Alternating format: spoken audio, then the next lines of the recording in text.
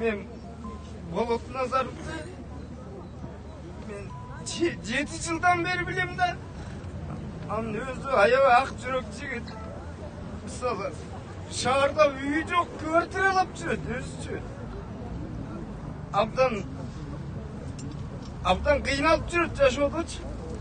Ошого жемкорлор кам көргөн ордуна ушинтип чындыкты айтса камап койгону бул кыргыз элин камаган менен барабар десек болот. Биз ар дайым Болот Азамат байке айткандай бул өмүрдөн миңдеген кандар өтөт. Бирок чындыкты айткан Болотко окшогон төп макындар эч качан эскирбейт. Ошого Болотту колдоп келген агайын сиздерге рахмат. Биз ар дайым чындыкты айтабыз.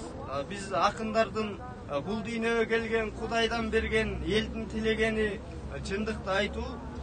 Болотко боштондук болсун. Болотко эркиндик. Болотту кыйнабаңыздар.